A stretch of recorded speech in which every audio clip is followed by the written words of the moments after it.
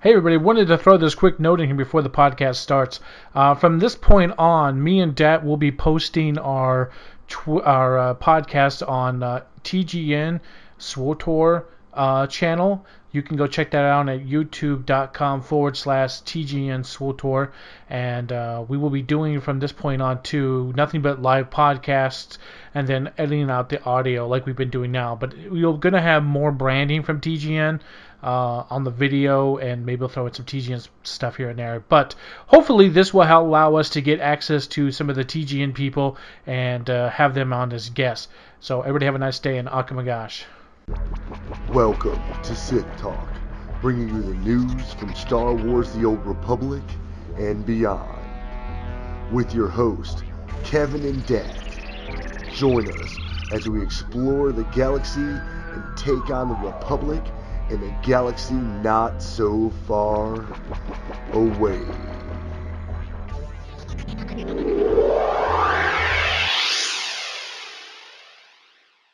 Hello everybody, and welcome back to episode 7 of Sith Talk.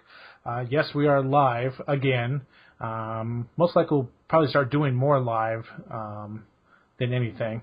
Anyways, so Dat, ready for another episode? Oh man, it's been a hard week, all around. But yeah, I think I'm about ready for a new episode. Got some great information to let everybody know about. A lot of our subscribers and new news in the game, of course.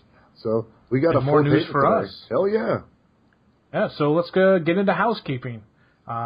Big news. We got our first official sponsor. Yay! Audible trial / Sith Talk. Sith Talk. You can get a free audiobook for signing up via that link. And it's a 30-day trial, if I remember right. Yep, 30-day trial. Get a free book on us. Hell yeah. Dad, do you listen to many audiobooks? I listen to quite a few audiobooks and haven't quite gotten the audible.com just yet because I get a lot of Scott Sigler books, and his books are available through his site and then through his podcast. So, I mean, I do listen to a lot of audio dramas and a lot of audiobooks. So, maybe I'll have to sign up. Maybe it'll kick us a few bones back and kind of dual purchase it. Well, I like Audible. I've had Audible for a while. Got a couple of Stephen King's books, but right now I'm reading the Hunger Game books. I actually just finished the first one, and I'm now starting on the second one, which I got through Audible. So that's awesome. I love Audible. I love how simple and easy it is to download with your iPhone. It has a simple app that will actually remember where you are when you close the app. It's great stuff. It's probably one of the better apps for listening to an audiobook that I've stumbled across from the default library, because a lot of times with the default library, once you sync up, you lose wherever you're saved at. But with the Audible, with the app, it allows you to close it and do whatever you need to do, and then come back, and you still have your place saved from the last time you were there. Yeah. So, well, and great on Audible. I was looking at the email that they sent us, and A Rage in Harlem, read by Samuel L. Jackson's kind of interesting. I can't get over that. The fact that he's now being a voice for audiobooks just blows my mind. Yeah. Well, and that's cool because he did that other book, Go to Fuck to Sleep, and that from the clips I saw from that was pretty funny. And of course, you can get Star Wars books from Audible. I think they even have the Revan book, which is the next book I'm going to pick up after the Hunger Games, because I like the idea behind Revan, about how he swaps back and forth, and I really kind of want to read on that and get some more information. So I think that'd be pretty cool. Definitely. And then, of course, after viewing our video, the SWTOR director for TGN, got with us and decided that they were going to pick us up. So we're going to be updating our visual format here in a little while. It's not just going to be the scrolling screen. I'm actually actively working towards getting a camera and my recording area set up within the next couple of weeks. Picked out a desk. I'm going to try to get the same camera that White Sword has, and that way we can feed audio from both sides. And maybe we'll even possibly can a little bit of gameplay footage so you guys can see that running in the background instead of just our pretty faces. Or like we were talking about before, like even maybe doing a thing like Casually Hardcore used to maybe just meet up in a certain canteen on a planet, maybe somewhere close or wherever, just to see what happens with that, and meeting up and maybe doing a live broadcast as if we were in the actual cantina, yeah, and shooting it. I definitely think that would be cool. fun because, that gives us a chance to bring our community in and, who knows, maybe we'll take another jump out of their book and we can all jump off the side of the railings at the PvP vendors since they don't want to give us gates that don't allow us to fall into the ship. That invisible wall of non-deathness. But yeah, I mean, that's pretty much. Besides that, and that's great stuff that's going on for us. Oh yeah, one more thing I'm going to throw in is I have been checking. It looks like we've got nearly 100 subscribers now. We had 61 downloads just last night, so we're still running strong. People loving us all over the world. We've picked up quite a bit even in the UK. So to any of the soldiers that are abroad, I want to thank you for subscribing to our podcast. We look forward to seeing your comments when you get back home or have more time on iTunes. Definitely proud of that. Having subscribers worldwide is a fantastic feeling for a couple of guys who are just recording from their house. Low budget, but we're still kicking out the best quality we can at this point and working on upgrading so we can provide even better for people. But that's all I have for the housekeeping section. Yeah, I mean, we're always talking about how we're going up and down. I mean, we're doing great. We just this last week, 171 downloads. That's saying a lot for us, saying that, people are starting to take notice of us, starting to see our podcast, and we're starting to get noticed. So that's good for me, and I feel great about that, and I feel great for us. So, thank you for everybody who is subscribing and taking the time to listen to our podcast and leave reviews on iTunes, because that's a big thing too. I mean, we're doing all this great stuff on Podomatic, but we really need to get the reviews on iTunes. Throw us a 5-star. Well, to be honest, and I know, Kevin, you're big on the 5 stars. I want to see what people really think. So whether they send us an email at our Sith Talk at Gmail, just giving us some things they'd like to see in the show, or if they throw something up on iTunes, letting us know what they think of our new segments. Any feedback is good feedback as far as I'm concerned. You taught me when I started posting on YouTube that even trolls are fanfare one way or another, because trolls are your true fans. They just don't want to let you know. Exactly, because they're the ones that are going to talk the most junk to you and say stuff to you. Hell yeah. All right, so let's move on to our week, Kevin. I know you had how about you start on your week, and I've got to deal with... Yeah, go ahead, buddy. Well, let's see. What's up, Georgie? I put in a lot of work on hot chocolate. Hot chocolate has been, the focal point of one of our segments, but I also want to play him because I want to be able to have something to talk about, explain to people the little bit of storyline here and there where they have a chance if they play a male character, there's going to be some stuff in there for specifically male characters. And the storyline for the Imperial Agent's been pretty awesome. I got him up to, I believe it was 17 before I logged off last night. Yeah. Then I got a little bored, went ahead and jumped in on my Juggernaut, played on that for a minute. I got him up another level last night. Just really killing it as far as that goes. We got Lanyard cresting on 50 the other night before he passed out. We were doing dailies and having fun. You and I did some of the dailies on Ilum before you logged off last night. Yeah. You're getting damn close, and it's just crazy as far as that goes. I'm excited to have a couple more 50s in the guild. The Pseudo made yet another alt, but it's okay. Lone is getting back into the game where he's creating more alts. So, it shows that our guild is enjoying it. We have a few people, even, I believe, I can't remember what her name is, Kalia Leah or something like that. Sue? Yeah, Sue. Yeah, Sue. I didn't want to use her government name just because, it's I'm trying to keep it guild, but I can't pronounce that goofy name of hers, so it's okay. Yeah. Okay, I think she understands. I know you had a short week, but how was yours? From what little I got to play, I mean, I've been having a lot of problems with my game, and I think I fixed it, but and that is I had to drop all my settings back down to basically low, and that was just to stop a flickering problem where I was having, where every 5-6 seconds I was having a load screen to the point where it's like it didn't matter what I was doing. I actually missed out on a lot of cutscenes because of it. Or leading up to cutscenes because of the things that were going on, and I would die. So I just really was frustrated a lot this weekend not being able to play, And looking up on the internet, this all seemed to be a problem that people were having back in the beta, and I could not find, the last time I looked, I couldn't find anything that was up to date about it. So maybe later on today I'll go look up and see what I can find. But as of right now, I'm having to play in super low graphics just to actually play the game, and it's kind of frustrating. Well, and I can understand your frustration with it. The one question though I have to pose is, you think that the issues that you're having, and because of the this being somewhat of a transfer over from beta, then maybe some of it actually relates to the fact that they've got the leash on the game. I mean, maybe. Because they have all these these higher end graphic settings in our downloads that we have on our computers, it's just not allowing it to go into it. I mean, I haven't experienced the same issue. I know you even said that the load screens are taking less time now that you have the render down further. You think that might have something to do with it at all, or are the notes that you're finding having anything to do with it? No, all the notes I'm finding are just like people complaining about it. Never a response actually from a GM of any kind. Oh, weird. So that's always frustrating, is when you're trying to find the information and you see all these people complaining, but it's not fixed. Or maybe, I don't know. And, my drivers are up to date. Everything I do is up to date. Yeah. I run that. I even went so far as to go get Game Booster to help me with my game. And that does help a lot, but it's still just, it's kind of annoying.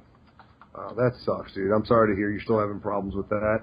Hopefully, it'll get worked out in the long run. Yeah.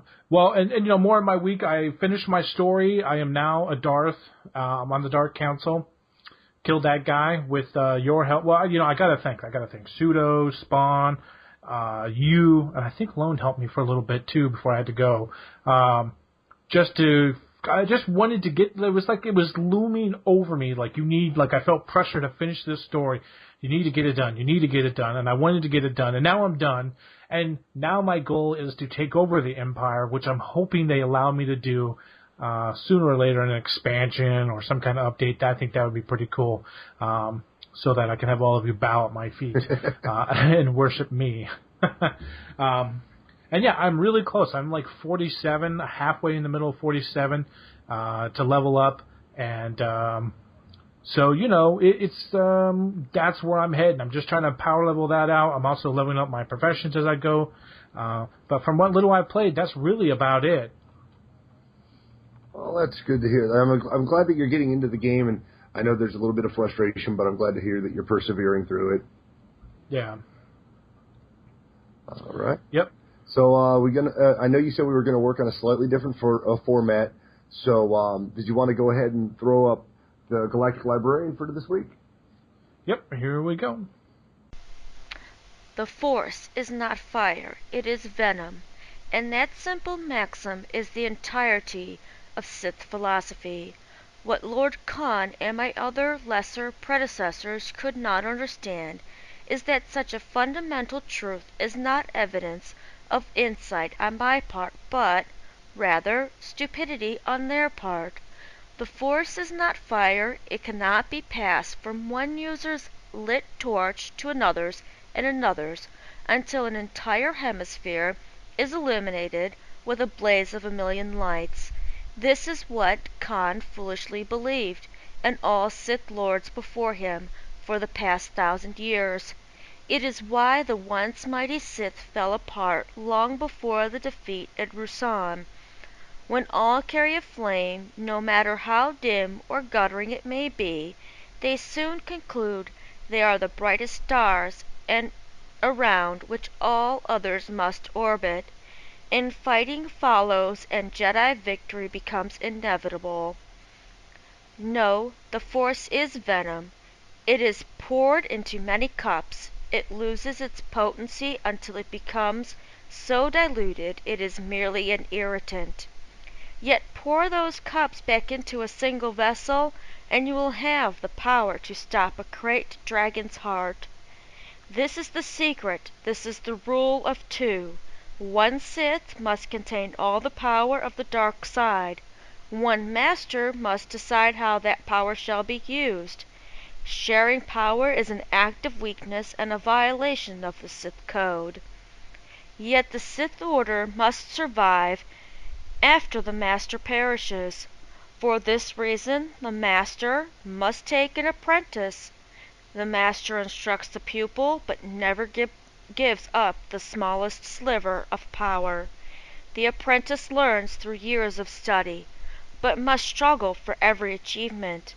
If the apprentice becomes strong enough, a battle to the death will prove it. If the master should be struck down, the apprentice becomes the master, and the order continues. Together, the two may attract legions of minions, but true power will remain concentrated. Always two, a master and an apprentice. And that is The Power of the Sith by Pseudo. Thank you very much, hon. So we're going to have a weird technical thing here for the live viewers. I need to disappear for a second, and then I will be back. So Pseudo knows that I record the intros and the outros for the show, guys. And what she tries to do is she tries to contribute a little bit for the show as well. Now, she's kind of a quiet person, so this is her way to touch the community without having to get outside of her comfort zone. And what we do is we look for things that, may be in Sith literature, that being the actual history that we can find on the internet, or even in game in some cases. I know that in future episodes she plans on using things from the holocrons that we find, and the guild does have a ton of fun finding those. So there's an adventure that goes behind each one of the stories she ends up sharing with us. Some of the things that she's been sharing as of late are actually from the Sith book that we purchased off of Amazon. Now, there is a rather strict NDA on the back, non-disclosure on the back of that, that states that, you can't use a ton of the information. You can't give it in full text. So what Pseudo does is she tries to condense it down to being basically what she wants for each show, and trying to keep it within a couple of minutes so it doesn't breach that, agreement in the book. But it's a lot of fun information, and a lot of things that are in the book are actually available for almost every listener in the way of, other spots on the internet. And maybe we can get her to share with us, audibly one time when she works past her fear. Broadcasting isn't something that comes naturally to everyone. Kevin and I have been in front of crowds and have been in front of the camera for a while. Myself, I love talking to people. I like being able to get their feedback on things that I have, personal stories, which is why I try to do my Universal Hate Machine podcast, and it's why I'm here on Sith Talk with Kevin, or White Sword as some of you know him. And it's a lot of fun to be able to share your opinions or what you've read or the knowledge that you have with others. And with Pseudo, what she's trying to do, because the show is called Sith Talk, is she tries to focus predominantly on the information as it pertains to our side. She wants to cover the Imperial history. She's not always looking at Republic. That's why, she is the Galactic Librarian, but she's more focused on Sith at this point. Maybe one day she'll get what she feels is enough information out about the Sith history and the Galactic history, and then she'll expand a little bit more into Republic. Now, I do have a little problem with the idea of buying the Jedi training book, but any bit of history that we can share with you guys and broaden your understanding and your enjoyment of the game, whether you're a SWTOR fan specifically or you're a fan of the genre, the sci-fi, the Star Wars galaxy as a whole, any bit of that is stuff that we want you guys to be able to hear about, we want you to be able to learn about. And if you do actually have information that you would like for the Sith Library, or Galactic Librarian Pseudo to share with the rest of the viewing audience or the listening audience, depending on your mode of entertainment per day, whether you catch us up on YouTube or you pick us up on iTunes or Podomatic, it doesn't really matter. But we're able to bring that to you, and occasionally we may even show a little bit of clips as far as what pertains. As I say, the show is always growing, it's always progressing, it's always going to evolve into something a little bit bigger, a little bit cooler each time we podcast, and hopefully our viewers and our listeners get that from us. But Pseudo does her best each week in between, like me, with schoolwork, to record a new episode of the Galactic Librarian and bring that to our listeners. And she does that as somewhat of a labor of love. She is a sheepish person, and obviously I'm the big mouth of my family, so it's not a big surprise that she's not jumping right into my microphone to talk to everybody. But, she's always happy to share more information with us as she records it, and, you know, that's just what she likes to bring to the show, and it's really cool that my wife sits down and does that for us. All right, it looks like Kevin is finally back. Thank God. I'm back. Hello. There's that huge headset. Yeah. It's a little big, and I changed clothes. Yeah, it looks like it. Well, you know, you got to put on fresh duds occasionally. So, what did I miss? Well, I was just telling everybody about. I tried to get Pseudo to talk. That didn't quite work out. She got very scared, looked at me, shrugged her arms, and went, "What the hell do you want now?" And so I basically told our subscribers that, you know, Pseudo records every week and tries to bring a little bit of Sith history for us because it's his Sith talk. And at some point, I hope that, you know, she'll expand a little bit more and bring more of the galactic history, the Republic side into it. But for now, we're Sith talk, so it's perfectly fine that she ignores the other side of the fight. Yeah. Okay, so I guess we can try to move into galactic news if you're ready for that, Kev. Here's your galactic news. Look what you missed while you were sleeping. All right. Well, this week in the news, they've updated some of the patch notes for us. Let's see. We got they've got more, you know, corrections as far as the tooltips go for healing, which is it doesn't really matter. They've updated a few. They've updated a few parts of the patch as far as the flashpoints and operations go. It says Lost Island loot drops have been improved and now are more appropriate for flashpoints based on difficulty. Putrid Shayclaws, Putricide? rot gas. Yeah, you know, it almost sounds like that between the Putrid Shayclaws and rot gas effect. It says that effect is now indicates the attack's radius correctly. So presumably what they've done is scaled the attack into or scaled the animation for it into the appropriate width, so people aren't standing outside of what they presume is the goo, and they're still actually in it. So that's a definite plus. Gotcha. And it says they removed the respawn of his minions during the fight, so that's going to make things a little easier on people. I don't know that that's going to be perceived well by the hardcore. Yeah. All they ever do is complain anyways. Yeah. And bunch of crying bitches anyways. Well, and, you know, MMO players are, by and large, an entitled group, so it's kind of expected that the people who fought through the harder version of the content will cry that it was made easier, and the people who can't make it through the, you know, perceived hard version of the client are going to complain until they get a dumbed-down version that they can make it through. Although, exactly. I think, you know, they've got 3 different levels of gameplay for it. You know, you don't have to play Nightmare. You don't have to play Hardcore. You can just go in and do the basic and then work your way up. Story mode? Yeah. And they're going to be accommodating that even more here when 1.2 drops. So that's a major plus. Yeah. Let's see. It says, in general, most War Hero gear now requires a piece of Battlemaster gear for the purchase, which is good. I like that system. I like the idea of getting the last version of it and then upgrading to the next one piece by piece. That's a definite plus. Let's see. We got the character models for Legacy Tree now continue to animate if the player closes and reopens the window. Not that I'm entirely sure what the hell that means at this point, but we'll see what happens. Yeah. Thanks for fixing something we don't know about. Yeah. Then there's the companion dance Legacy emote, which I think is kind of funny. You've got something built into the Legacy system to allow you to dance with your companion. I'm not even at all sure why the hell you needed that in the Legacy system. We could. Don't you want to dance with your companion? You can date along with Mako. Well, I do, and I do get it on with Mako. But the fact of the matter is, I don't see a reason for there to have to be a Legacy emote. That's something that I think everyone should be able to enjoy. I mean, who doesn't get bored and want to, stop down by one of the local spaceports and just get down with their companions? I hope they can make it perverted, so when I take all my clothes off of Lord Kevin and dance with his healer naked, it looks really inappropriate. Well, I wouldn't mind doing the atomic dog with a Twi'lek, that's for damn sure. Grab her by the tendril things, whatever the hell those headpieces are called. It also says here... Tentacles of love. It also says here that they corrected an issue that would cause hair or facial features of species unlocked via the legacy system to clip through the headgear, which is kind of odd.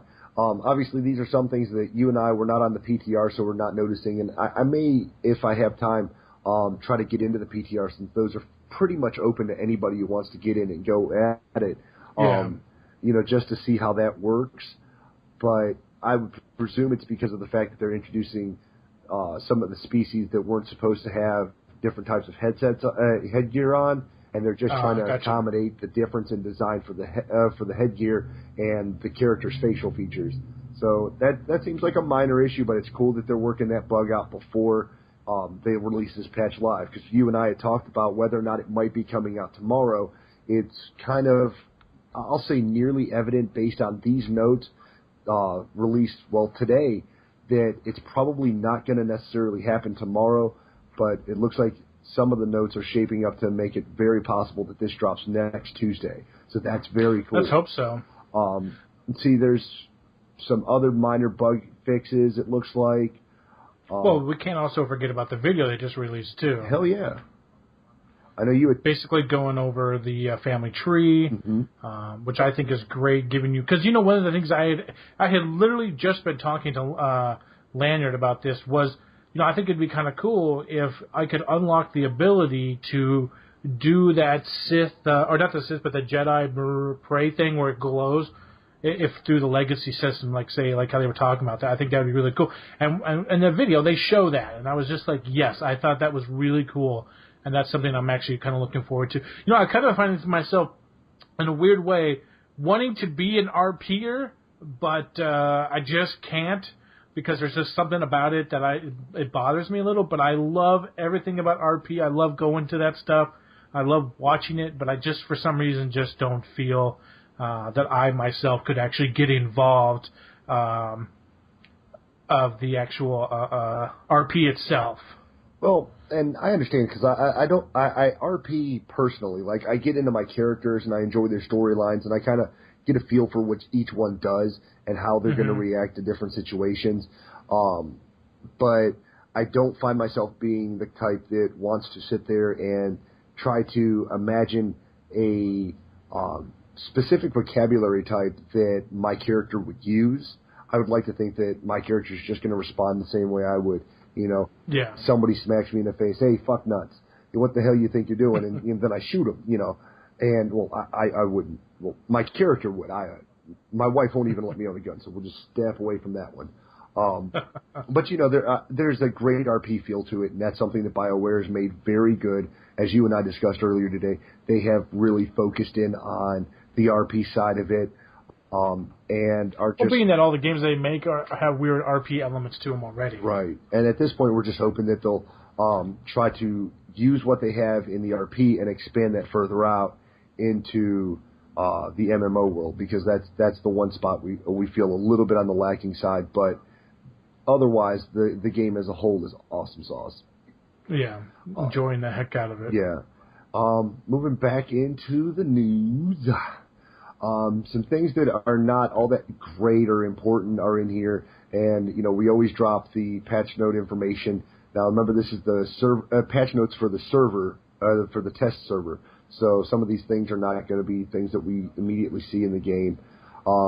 They have updated the war zones to increase the medal streak from 8 to 4, from what it is now, which I think the max I've seen is 8. Now you'll be able to get up to 14 or even 18 medals, which that means they basically had, I'll say, a cock block on how many medals you could stack up. Now this is going to encourage people to get more into the battles and really just be more aggressive throughout the battlefield, whether they're healing, DPSing, or just trying to, in some case, capture the objectives. I think it'll really be a more engaging side for the battle. There was a note here for the Alderaan War. I'm guessing on the test servers they're having issues with turret audio stacking on itself, so that it would become, I guess, kind of like a nonstop resonance, which would definitely suck. Oh, that would be annoying. Now, there is one thing that I saw that I thought to myself, this may actually make people want to enjoy the World PvP section, which is there's the Outlaw's Den over on Tatooine, and I had seen no reason to go there. Well, there's a note here that says that the PvP treasure chests on Tatooine now carry Warzone commendations in the Outlaw's Den. Isn't Tatooine where they had the problem with the low levels camping the chests? No, that was actually some chests that were in Corellia and on Ilum when those initially launched. Because when the game came out, there were some chests that were very close to travel points, and what they would do is you could basically, death run your way from point A to point B, and then just camp these really lucrative chests. Yeah. And they fixed that a while back. But these loot drops in the Outlaw's Den, I'd never seen a chest out there. So now that they're dropping Warzone commendations, people are looking to pick up a few extra commendations, will have a chance to get some without actually having necessarily to fight for it. Because much like Garibushi's Arena, if you were there when the chest spawned, you were able to just pick it up and run like hell. With this, it's going to give you kind of the same deal, where if you just happen to be in Tatooine, stop by, pick up your Warzone accommodations, and book out. Now, tell somebody it was stealth technology, or stealth that comes and kills you. Yeah. And the cool thing is this is saying now that you'll even have a chance at a recruit PvP drop, which is they said in the original patch notes, what they were doing with the recruit PvP gear was they were issuing level 50 PvP gear so that you could start out with stats closer to that of the in-game PvP gear, so you wouldn't feel so inadequate going into the initial matches, which is very important. They also have a system on here. It says Ilum PvP PvP territory control tutorial no longer displays, which is good because you're on Ilum. It's a completely contested zone. There's no reason to proc you to let you know that you're in a PvP zone. It's all PvP there. So that made no sense. As far as some of the other items, let's see, we've got some general UI crap here. It says character portraits no longer appear completely black in some instances while using very low shader complexity. I think I have my shader off. Yeah. Well, so that's probably why I was getting that a lot. Yeah, well, in your case, that may be the situation. With mine, everything's up, and what happens, and I think this is what they're referring to, is when you're in a group, or even when you're not in a group, sometimes your icon for your face tends to just turn into a black box, which made no sense. Mm-hmm. There were other cases where you would pull up your paper doll. We called them in WoW. And you were checking out gear, and you couldn't actually see it, or it would bug out, and you'd basically miss half your body, which I thought was funny to look at, but it wasn't. It definitely took away when you're trying to check out different gear, as far as comparing the looks of it. And let's see, here we go. We've got another section for the GTN updates. Players can now compare items on the GTN or in the mail to items equipped by their companion. So you can compare the gear that is currently on the auction house, or if someone mails it to you, you can compare that gear with that of your companions, which you couldn't do before. You basically had to, flip between your companion's gear screen and your gear screen, and that was bullshit. You just had to keep tabbing back and forth, and it got frustrating because you had to keep going in, finding it, and going in and finding it. I don't know if you've tried to buy gear for your companion on the auction house, but that was a major pain for me. Yeah, it was a lot of it was I was like, okay, I know what he needs, and it was annoying to try to do it, so I would just look at what he had and try to find to replace it. Yeah. And let's see, there are some other minor bug fixes, nothing really bad. There's some of the ones that we kind of joke about when our guys twitch out, which is corrected an issue that could cause the camera to become jittery when colliding with objects in the world, which, we've seen our characters freak out occasionally. I actually get a kick out of it when it happens to the NPCs, and they're just sitting there just jerking back and forth, and you look like they're still twitching to death. Oh, dude, that... Especially if they're dead and they just start shaking. Oh, yeah, dude, nothing like seeing one go into a seizure. It's like, I'm not dead yet. No, you will be soon. But, there's nothing really huge there. Oh, wait, there is a funny one here. Now, this has happened to me on several instances because, I heal on my bounty hunter, and during the first couple of heroics we ran with some of the folks from Sass's Guild, Tank most notably, they corrected an issue that caused the weapons to shift incorrectly into characters' hands while moving, And this, if I'm reading it right, is actually is somewhat different than the way they worded it. What would happen is I'd be running around healing people, and then you would see the triangles that that go around my guns, but they would be behind me or they would be in front of me, and they'd be casting the heal all right, but you just see my hands shaking back and forth like I had maracas, and no guns would be there. But then halfway across the room, my guns would be floating in midair, healing people. And I thought that was hilarious because occasionally they'd follow you around while you were doing some of the heals, which is pretty funny shit. Yeah. Well, and anything that's weird, like I always love that my lightsaber never goes down when I'm doing. It's like I'll be in cutscenes, it's just sitting on my belt and it's dangling out. I'm like, yeah, that's not going to kill me. I'm not going to lose my legs or my arms the way that she just kind of flings that thing around and just like puts it back in her pocket and it's still on. Yeah. And I get a kick out of goofy glitches like that. That's one of the few things that I don't have a problem with. So I don't see, too bad of an issue with that. I think it's kind of funny stuff. It's nothing that detracts from the game. Yeah. Now, it's funny. That's what makes it good. Now, one of the things you and I noticed, getting up our information for the podcast, was that it looks like they're going to be dropping in legacy gear or bind on legacy gear, which means you, much like with WoW, with the bind on account gear, where you could transfer it throughout characters on the same server. They're actually going to have bind on legacy gear based on your legacy level, and it'll be able to carry you from one point to the other. Right now, they've only got two levels of it that they're showing. They're referring to them as Exalted or Birthright and Renowned or Inheritance. And I think that's based on whether or not it's light side or dark side. I'm guessing is where the name's going to go. But I don't see...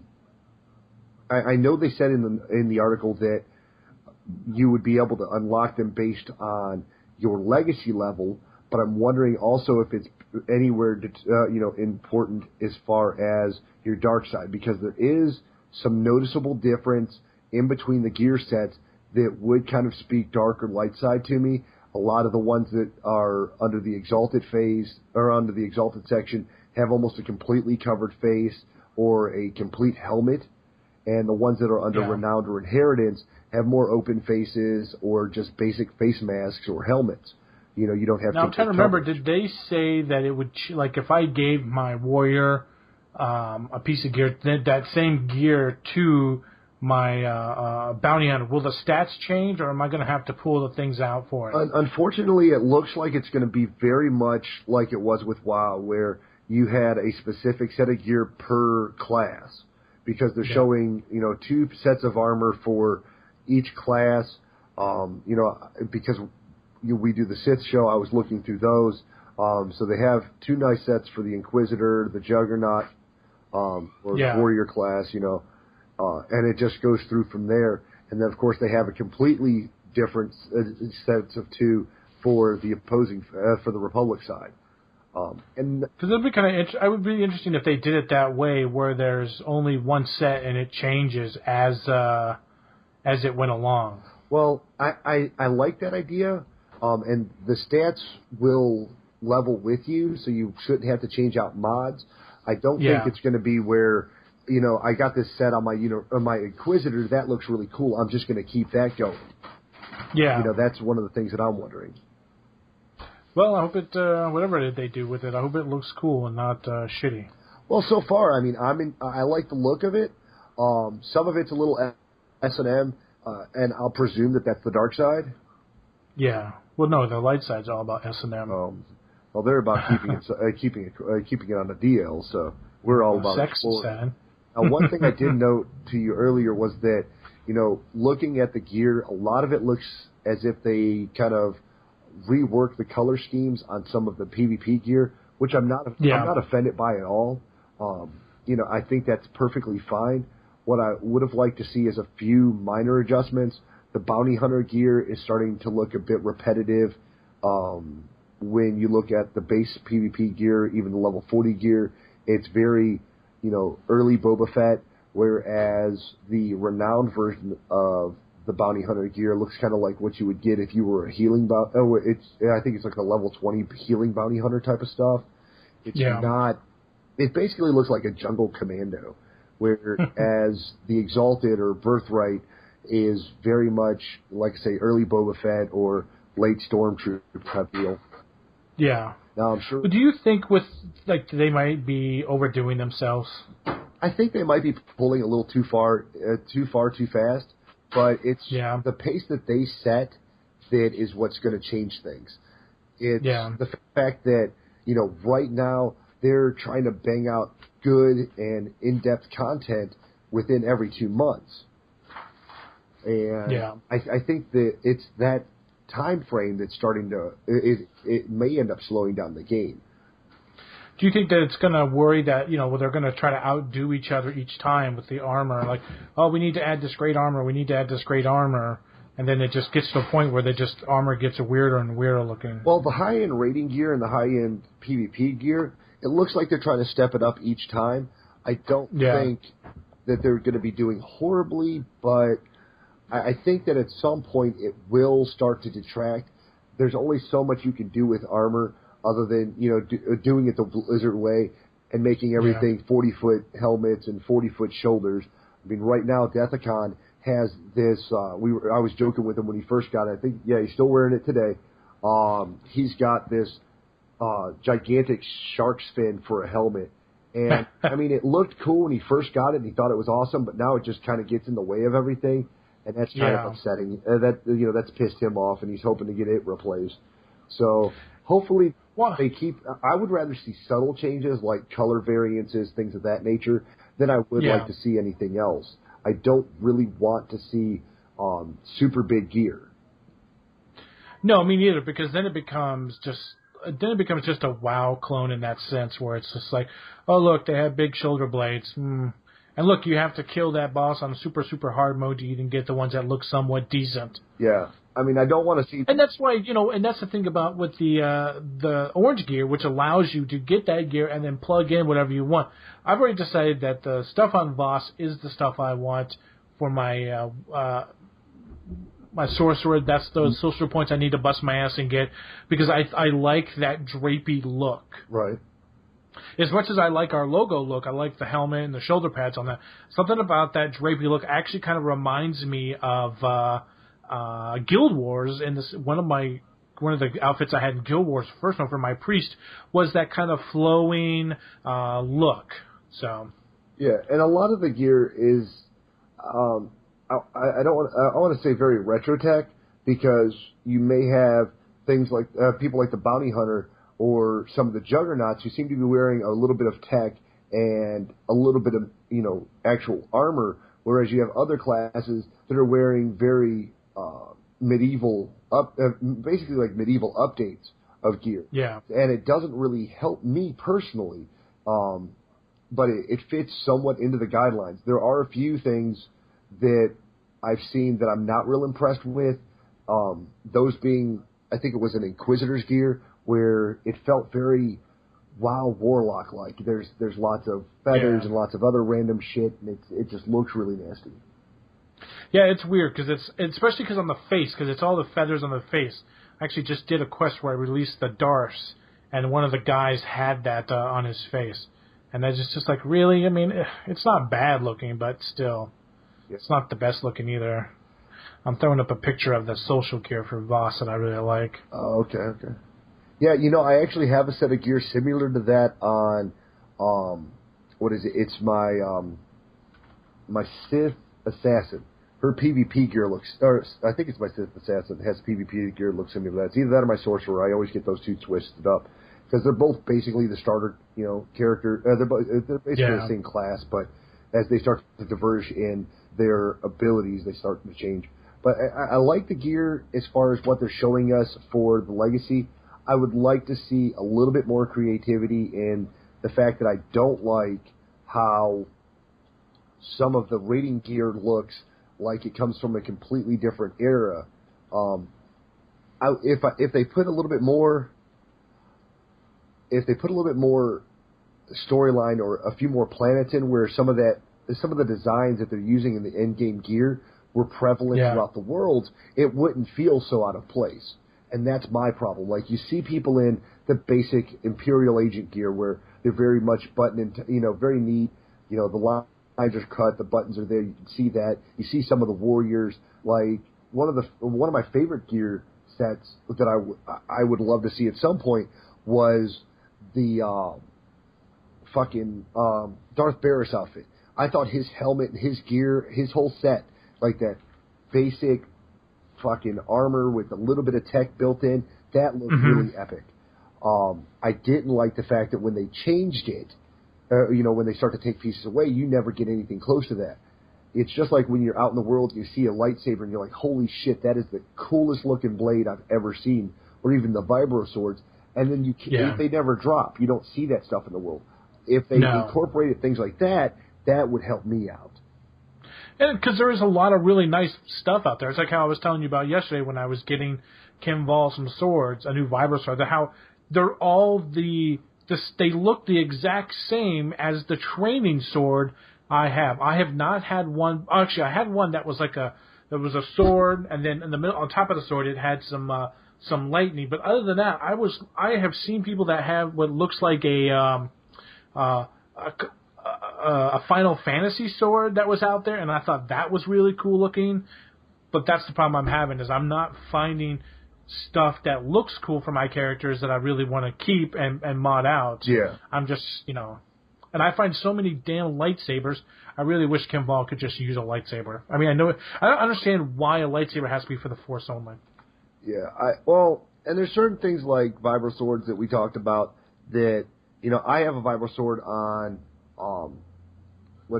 my Juggernaut, and I'd like to have him get a lightsaber, but that dude, Two Hands, man, he made me such an epic vibro sword that I have yet to find a replacement. Now I'm 27. I got that around 21, so you could just imagine how crazy that is. So I think that's going to be it for the news. Let's go ahead and play our Hot Chocolate Episode 2. Hey, baby, welcome to the Hot Chocolate Chronicles. Watching me, your favorite pimp, Hot Chocolate, traveling through the world of Star Wars. Oh yeah, baby, it's gonna be a hell of a ride. So I ran through the puddle like a hot knife through butter. Took down that Father cartel, threw salt on that slug, and sent him to hell. Set up Spice Route with Nemro till he's feeling nice. He's so jacked up, he don't notice he's paying me twice the price. Got a new bottom bitch, her name's Khalil. She's damn fine, and she's a freaky hoe.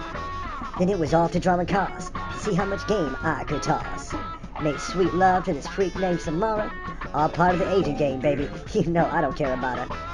Played a mind game on this chick named Watcher 2. Now she's my hoe.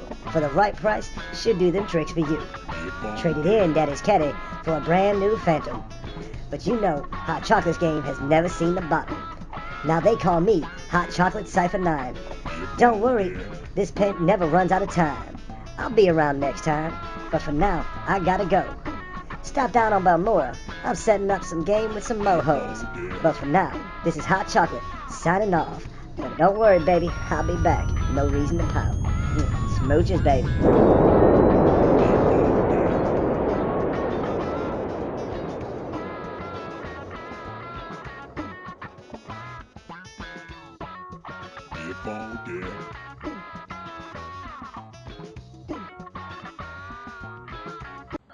Oh, that shit cracks me up. I gotta save this pimp picture that I keep on using. I end up deleting it. Think, why do I have a picture of a pimp on my computer?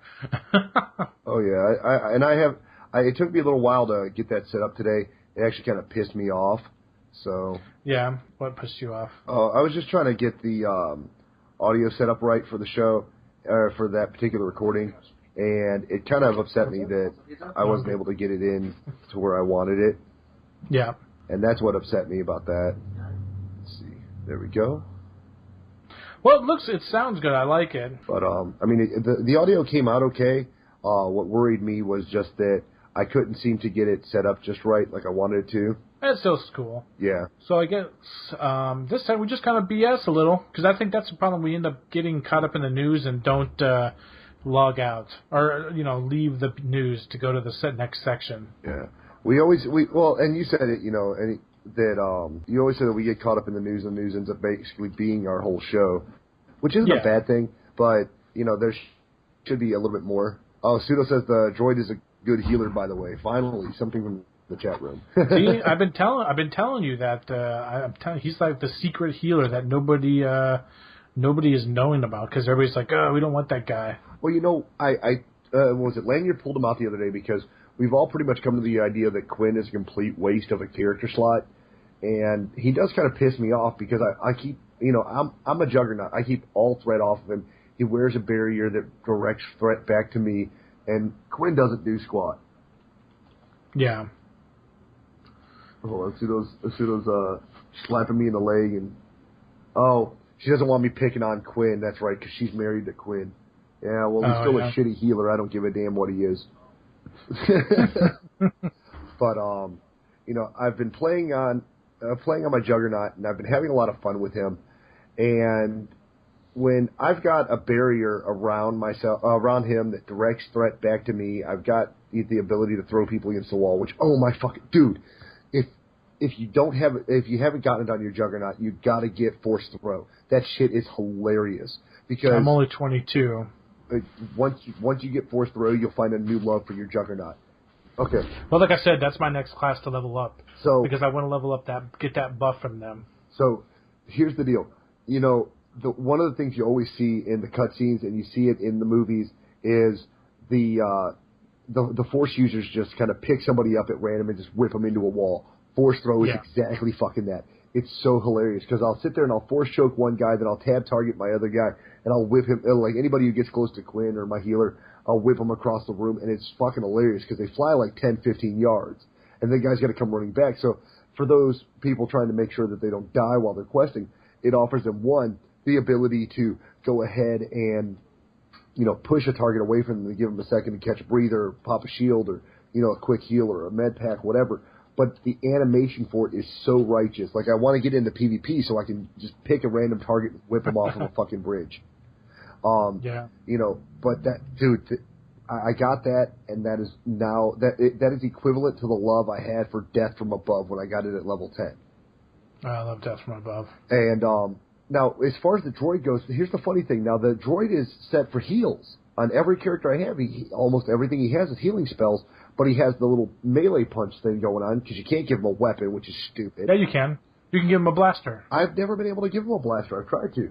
Well, Pseudo's giving me the muscle pump. She's saying he's straight up boxing. So I thought he could use a blaster. He has a blaster slot, but it's not good for anything. Maybe they'll give dude, that'd be awesome. They could give him fucking fist weapons or something. like in a while, like the fist weapons that nobody used but hunters, very rarely. Well, I'd like to see it like where he gets boxing gloves. That'd be fucking hilarious. But the big thing for me is that every piece of gear has absorption and defense. There's nothing that screams that it would be a healer. Like for most of the healing classes, it's cunning and endurance or cunning and accuracy. None of the motor parts that I've seen so far, even at level 50, because I was looking for Deathicon on the GTN, I was looking for something to kind of, boost the healing for his robot so he wouldn't have to rely on Quinn. But, really right now, Vet still seems to be my favorite character because, Juggernauts can't heal, Marauders can't heal, but they get a tank. Yeah. And that doesn't make any sense to me. Vet's pure DPS, and Quinn says that he's, hardcore, but his thing is predominantly healing, and he's lazy at that. I don't know, maybe he's in the spices, and that's the problem. He's just a spice head, and he's like, oh shit, I'm dying. Oh, I lost a hit point. I gotta heal myself. Oh fuck you, Juggernaut, die. At least that's the feeling all the dudes I know have gotten. Now, the one chick in the room, of course, is going, no, Quinn's awesome. He keeps me healthy, and I always live, and he's my husband, and I love him. And she's got to be kind of jaded, just like we are, as bounty hunters. We kind of love Mako because she's the only one you can marry until BioWare decides whether or not they're going to be worried what the public thinks and puts in the same sex thing. And even at that, you only have one humanoid that looks remotely appetizing from that aspect, and that guy's kind of a doucher too because he's all about Mandalorian pride. And I wish I had left him on the planet I found him. You can marry your little fucking Wookiee. Your Jawa? Or not your Wookiee, your Jawa. How You the hell marry would your Jawa. Oh my god, that would be an ugly baby. I mean, I'm a cyborg, so no, he's a Rakata, so I don't even know how the hell he would. That'd be a fuck ugly baby. Yeah. Oh man, that'd be crazy looking. But one of the things that, like I said, I'm really hoping come out of this legacy system is possibly a new race. I'm hoping that maybe there's different there's different complexions, or just little side items, things that would come from genetic inheritance. If you have a Chiss, you want to have a straight red-eyed Rakata. Maybe that would be kind of cool. Once again, legacy is still something that they're fleshing out, so it's kind of hard to say what I wouldn't like to see. What I definitely wasn't expecting, and it was in one of the most recent videos from the 27th, it was the 17th of this month.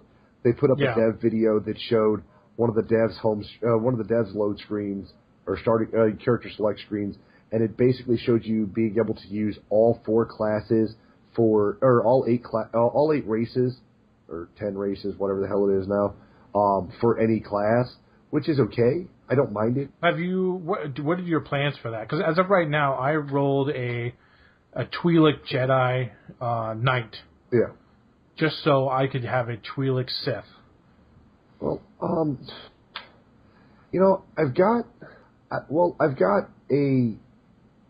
almost every character slot filled. I mean, I'm an alcoholic, so I think I'm 3 short of filling out my slots. I only have 5 so far. I'm hoping that when they do this, that there is some storyline or something that makes me want to re-roll one of mine. I've got I've got Hot Chocolate, I've got Naga, I've got Dedekar, Rakat, Alondra. I've got all of the classes I really want to play, because I wasn't I didn't know what the hell they were doing with Legacy. And I'm such an ADD gamer that I need to constantly change, even though I enjoy the storylines, I need to constantly change the character I'm playing on, because just grinding for gear is what made me kind of fall out with WoW, was, I was able to make a few different races, but then once they were all maxed out, it was just gear grind time. And that's what I've been trying to do, is find a new way to play. And with rolling a pub, I think it'll be fun to do something that brings a race that they didn't have over there, or I wouldn't have had previously, because I just didn't like some of the races. But I think I even have a Malarak Trooper, I think is what the thing's called. I don't remember exactly. It's the green-faced people with the goofy digital tattoos. Oh, yeah. And, those guys, he looks pretty cool. I like him. I actually made him more yellowed out. And, I haven't decided which direction I'm going to go with him, if he's going to be noble, or if he's going to be just an evil guy on the good guy side. Like I said, I haven't decided with him. But there's so many other races. It's almost as extensive as the gear. You put out what, something like 1,000, 2,000 different types of NPC gear. And, one of the arguments that I normally combat you with is that if they released it all now, what the hell would they do in an expansion? So I understand it. Oh, I mean, they could do a lot more. Yeah. I mean, there's so much lore with the books. I mean, I think that's where they're going to end up having to take a lot of their stuff from, is the books, and just doing that in general. Because, like I said, like how we were talking about before, how all the stuff that we got in this expansion should have been in the game. Yeah. And and it's a balancing act, I would guess, because you don't want to put too much new content in, but you also don't want to back it off and end up doing it where you're saying, well, screw the content because we have to get these bugs fixed, and in other cases there's bugs that they can't afford to ignore, so they have to divert a little attention away from what they're doing with gear and legacy. Now, the way they make it sound when you listen to the devs is that they have groups for all of it. There's a group that's set up for legacy. There's another group set up for doing the gear and the graphics. There's another group set up for making sure the storyline continues to grow. there's always a group for another thing. With knowing that, my question then becomes, okay, so you have all this, but what are you doing with it? What are you planning on doing with it? What's the next step? Because while I'm enjoying what you've given me so far, I want to see it expanded. And I'm an alcoholic. I don't go into the raid content just yet, or the ops, or whatever the hell they're calling it now. Content. I don't see any of that, or I see very little of it. So I would like to see more that keeps the new player or the alcoholic engaged, where you're showing me that through the legacy system I can now create this completely new race. Which would be interesting. Right. I mean, the idea that Sith blood is what allows my, my Zabrak or my True Blood Sith to have the Force powers, or my Twi'lek is born with some derelict, Sith blood in her system, however diluted it may be. That's what allows her to come through the Force, which means that anybody at one point or another would be allowed to use the Force, whether they do it as a Jedi and follow the path of the good, or they do it as a True Blood Sith and take the evil down. Yeah. It will be interesting to see how they end up doing all that stuff with the mixing. But I mean, there's so that I almost want to say that's the biggest problem with Star Wars, is it's got such a cult following and it's got such a dynamic history that if they deviate too far one direction or the other, that they come really close to losing some fanfare based on the fact that they're really having to cater to everybody at once. Yeah. And in my case, I want to see more put towards what my subclasses can do, what my legacy system can do for me today, and a little bit less of what I get to do at the other end of the spectrum at the end of the game. I want to be able to have different gear. I want to have more lightsabers, and I want to have a few side classes that are there because of legacy. I do understand that if we do that through legacy, that it could potentially exclude a few people, but I think they've written a strong enough storyline for each class that it does behoove people to go through and probably play both sides and probably play all 8 classes, regardless. Well, they even said that in the video, that if you're a person that only plays one class, that they will have stuff for you. I mean, in general, this is just the weird thing about the Star Wars game in general, is that it's.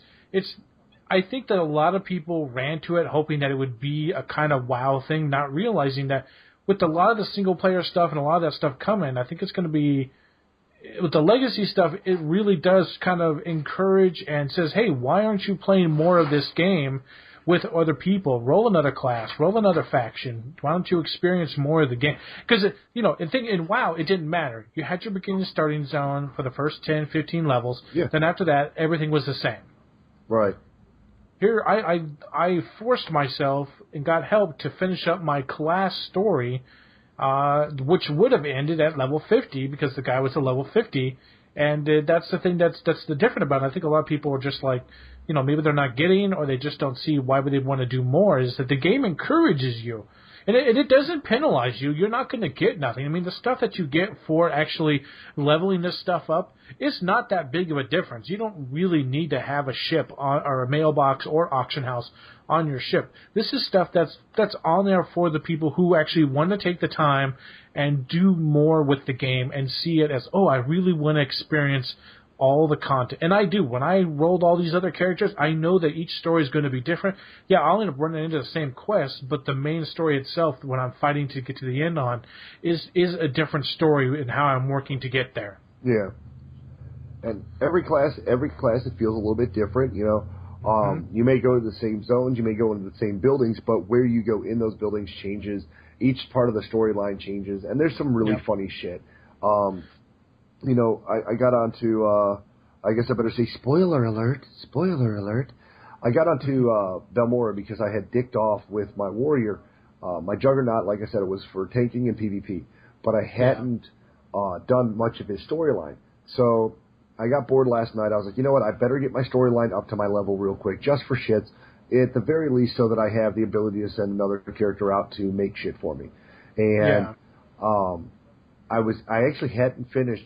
What was it? The Drummond Koss line, I think it was. No, I had my ship, so I finished Drummond Koss.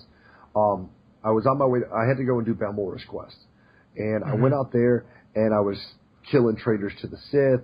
I was killing spies for the Sith, and there was one point where I meet this guy, and he talks a big game. He's like, "Oh, well, I've served with these men for 10 years. You're about to face the best the Republic has."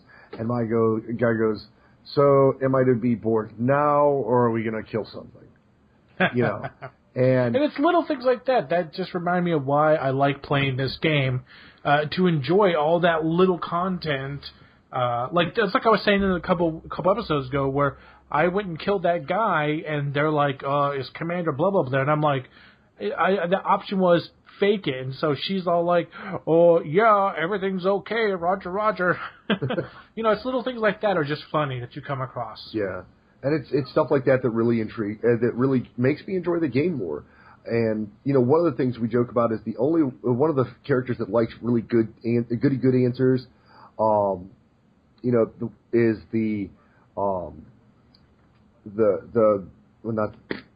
bounty hunters, Mako. There we go. Oh, fuck. How the hell I forget her name? Let's see. One of the things we liked about Mako was the fact that Mako was a good character, so bounty hunters were actually behooved to be, pushed to be good. Well, our Twi'lek friend on the Juggernaut side says that, I always thought she liked the good answers. Actually, she likes it when you're a smartass. It doesn't matter if it's a good light side or a dark side answer, but she just loves it when you're a smartass. And she was getting a kick out of all my cocky comments about being bored and how can we get to the fighting already, shit like that. And it was really funny. Yeah. But I really wonder what's up with that. Yeah, it's the first time I've heard of that, and we've been doing this for about an hour now, and nobody's said anything. Sorry, bro, we don't know what you're talking about with the sound. You're the first person to say something. But we are close to the end anyways, so... Because we have been recording over an hour. Holy shit, yeah. We always joke on every other episode, man, we could sit here and shoot the shit about Star Wars forever, which is kind of what we do in Vent, too. So I do apologize to everybody that ran a little long, but hopefully you got the entertainment value you were hoping for out of this episode. And, we do thank everybody for coming, and we're going to drag the show to an abrupt halt, just so we can get back in game, because I know I'm twitching. This is my day off. I really want to play some more, and do have a little bit of studying to do for school. But and we also want to make sure that we can. We will say next week will be a little more prepared. I won't be getting up in the middle of it to do laundry. That's just one of those things that when you live in the apartments I live in, you got to really keep on it, because I've had my clothes stolen before. I can't explain to my boss why I'm only coming in my underwear to work, which would be really weird where I work. Maybe. Well, at least it's not the assless leather chaps like you wore the one day. Well, that was a special day. Oh, yeah. Halloween. Yeah. But no, we want to remind everybody that we are part of TGN now.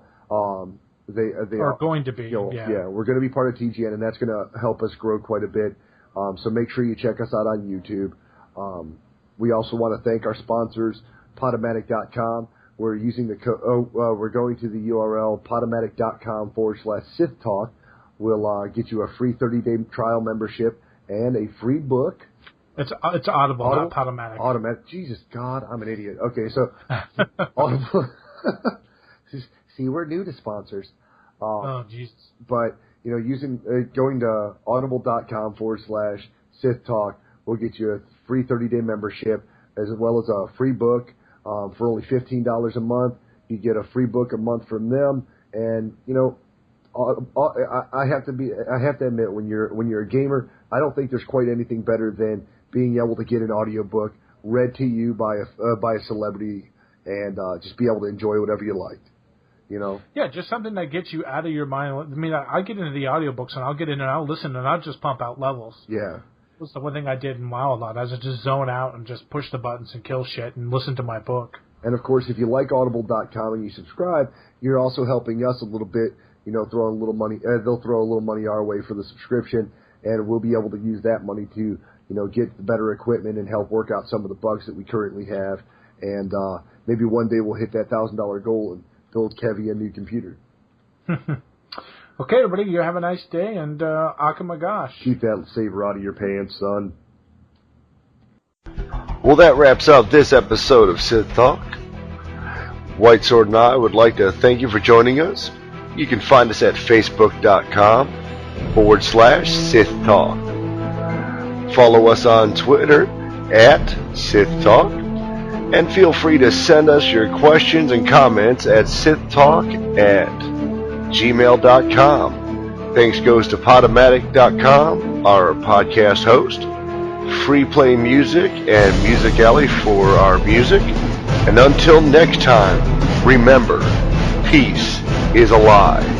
There is only passion. Through passion, I gain strength. Through strength, I gain victory. Through victory, my chains are broken. The Force shall